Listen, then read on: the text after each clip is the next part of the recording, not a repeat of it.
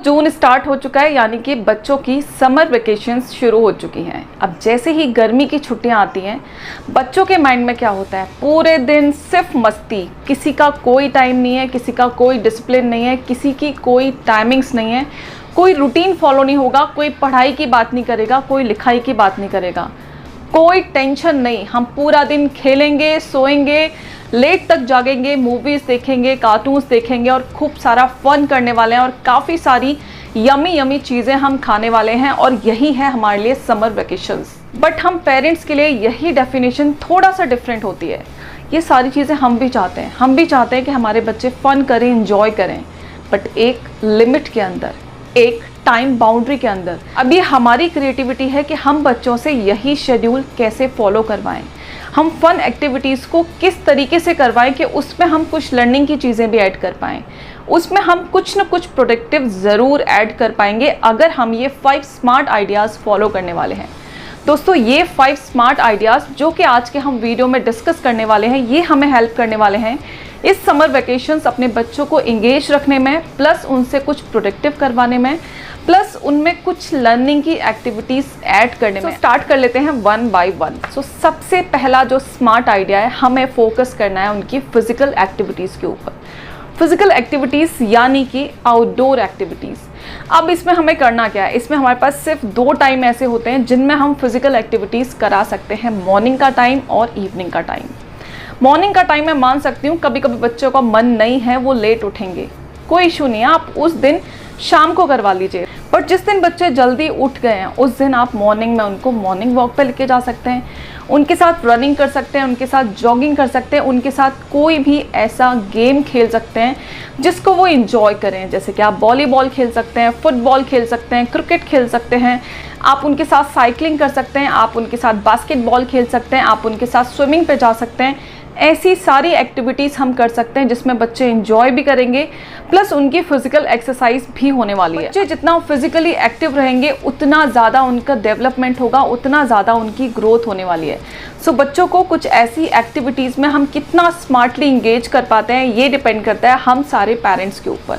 अब आते हैं अपनी दूसरी चीज़ पे, जिसमें हम बात करने वाले हैं कि हम घर में कौन कौन सी ऐसी एक्टिविटीज़ प्लान करने वाले हैं जो कि उनकी इमेजिनेशन को बढ़ाएगा, जो कि उनकी मेंटल एक्सरसाइज कराएगा, जो कि उनकी मेमोरी को बढ़ाएगा, उनको रिकॉल करने की जो प्रैक्टिस है उसको बढ़ाने वाला है। सो ऐसी सारी एक्टिविटीज़ हम प्लान कर सकते हैं, जैसे कि हम चेस खेल सकते हैं, जैसे कि हम लूडो खेल सकते हैं, जैसे कि हम स्टोरी राइटिंग कंपटीशन रख सकते हैं। अगर आप अपने घर में गए हुए हैं, वहाँ पे और भी कई सारे बच्चे हैं, तो कोई भी एक टॉपिक दे दीजिए, बच्चे स्टोरी लिखेंगे। आप कुछ आर्ट एंड क्राफ्ट का काम करा सकते हैं, जिन भी बच्चों को इनमें इंटरेस्ट है, या फिर जिन बच्चों को ड्राइंग में इंटरेस्ट है, आप ड्राइंग करवा सकते हैं, पेंटिंग करा सकते हैं, कलरिंग करा सकते हैं, और ऐसी बहुत सारी एक्टिविटीज़ होती हैं जिनमें आप अपने बच्चों को मेंटली इन्वॉल्व कर सकते हैं। क्योंकि दोपहर के टाइम में बच्चे बाहर नहीं जा सकते। अब पूरे दिन वो क्या करेंगे? या तो टीवी देखेंगे या फिर जिद करेंगे आपसे फ़ोन लेने के लिए, और दोनों ही चीज़ें ये हम बहुत ज़्यादा अफोर्ड नहीं कर सकते, क्योंकि बच्चों की आंखों को भी बचाना है, और हम नहीं चाहते कि बच्चे पूरे दिन सोफे पे बैठे बैठे सिर्फ टीवी देखें या फिर मोबाइल में बिजी रहें। सो उनको बिजी रखने के लिए कुछ ऐसी एक्टिविटीज़ भी हमें प्लान करनी होंगी।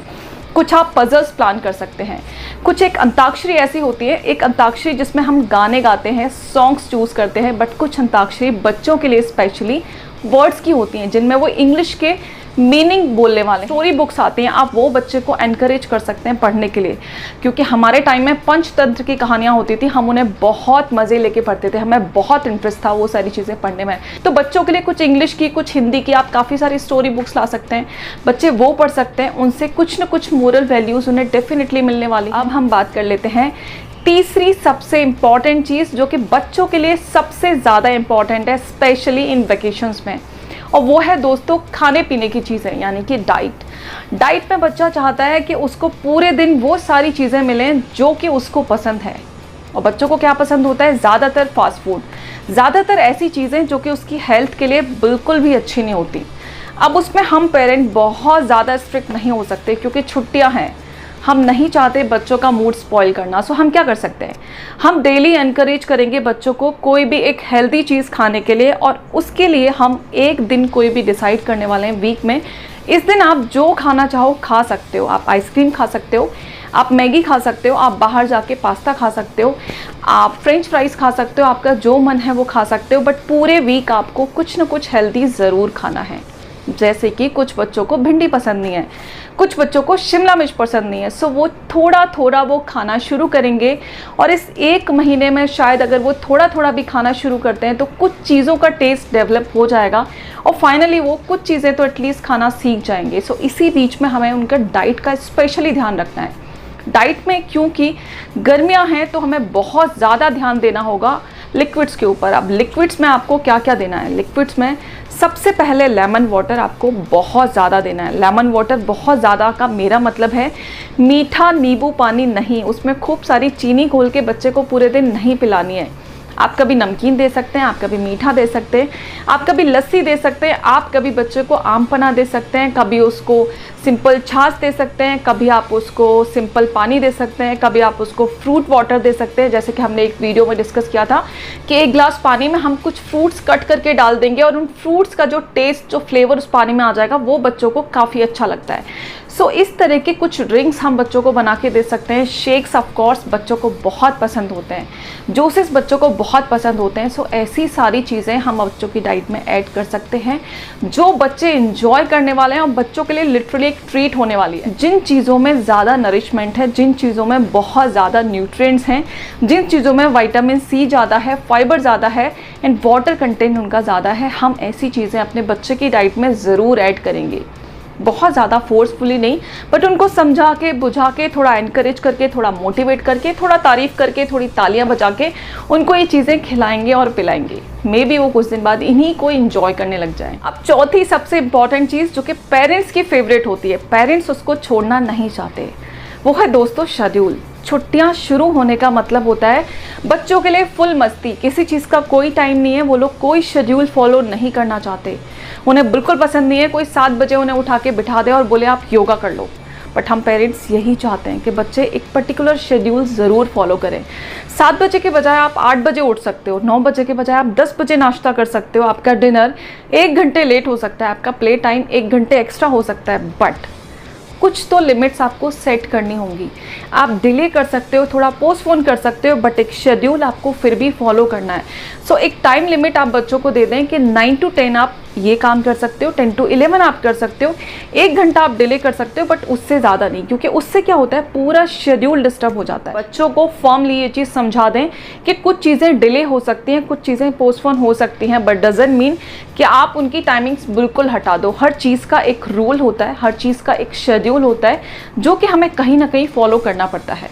और डेफिनेटली बच्चे भी ये चीज़ समझेंगे क्योंकि उनको थोड़ी सी फ्रीडम मिल जाती है, उनके लिए काफ़ी हो जाती है। नाउ 5वां स्मार्ट आइडिया जो कि डेफिनेटली पेरेंट्स की जेब थोड़ी ढीली करने वाला है। आई होप काफ़ी लोग इससे एग्री करेंगे, काफ़ी लोग मे बी एग्री ना करें, बट मैं एग्री करती हूँ क्योंकि मेरा मानना है हम किसके लिए कमाते हैं, हम बच्चों के लिए कमाते हैं और हमारा टाइम, हमारी जो भी अर्निंग्स है कहीं ना कहीं बच्चों के लिए। तो उसके लिए हमें क्या करना है, हमें कुछ ट्रिप्स प्लान करनी है। आप वीक में 1 बार कर सकते हैं, आप 15 दिन में 1 बार कर सकते हैं, आप महीने में 1 बार कर सकते हैं, depend on your budget, on your conveniences and your interest. और आपके बच्चे क्या चाहते हैं स्पेशली उसके ऊपर डिपेंड करता है। सो उसके अकॉर्डिंग आप कोई ट्रिप प्लान कर सकते हैं, आप कोई पिकनिक प्लान कर सकते हैं, आपके सराउंडिंग एरिया में अगर कोई मॉल है तो आप मूवी जा सकते हैं, वीकेंड पे आप पार्क में जा सकते हैं, या फिर आसपास में कोई मंदिर है आप वहाँ पे जा सकते हैं, या फिर आसपास कोई हिल स्टेशन है आप वहाँ पे जा सकते हैं। ऐसी कोई भी चीज़ जो कि आपके घर के बाहर हो, थोड़ा सा टाइम आप बाहर ज़रूर स्पेंड करें बच्चों के साथ, क्योंकि बच्चों के लिए वो छोटे से टाइम की आउटिंग काफ़ी इंजॉयमेंट के लिए हो जाती है। बच्चे उसमें काफ़ी इंजॉय कर लेते हैं और काफ़ी रिफ्रेश फील करते हैं। उसमें ये भी हो सकता है कभी आप स्पेशली डिनर के लिए बाहर जा सकते हैं, कभी आप स्पेशली लंच के लिए बाहर जा सकते हैं। बच्चों को कुछ एक्स्ट्रा चीज़ें, बच्चों को कुछ अलग चीज़ें खिला सकते हैं जो कि रूटीन में वो खाते खाते शायद बोर हो चुके हैं। सो बच्चों को ऐसे चेंजेस, ऐसी ट्रिप्स, ऐसी पिकनिक और ऐसी आउटिंग बहुत पसंद आने वाले हैं। आई एम श्योर बच्चे ये छुट्टियाँ बहुत इंजॉय करने वाले हैं क्योंकि इसमें आपके थोड़े से एफर्ट्स जाएंगे, थोड़ा सा टाइम जाएगा, ऑफ कोर्स थोड़ा सा मनी भी जाने वाला है और मम्मीज़ की काफ़ी सारी एनर्जी जाने वाली है। बट आई नो हम लोग हैंडल कर सकते हैं क्योंकि मम्मियाँ इतने टाइम तक आते आते इतनी स्मार्ट हो जाती हैं कि उनके बच्चों को क्या खिलाना है, कैसे खिलाना है, उनको कैसे बेवकूफ़ बनाना है, कैसे मोटिवेट करना है, कैसे झूठी तारीफ़ करके उनको सारी चीज़ें खिला देनी है और अपने बच्चों को तारीफ़ कर करके कैसे चढ़ा देना है, बहुत सारी चीज़ें करने के लिए बहुत ईजीली इनकरेज कर सकती हैं। एंड ट्रस्ट मी, ये समर वेकेशन उनके लिए बहुत अच्छी जाने वाली है और आई होप वो भी बहुत ज़्यादा इंजॉय करने वाले हैं।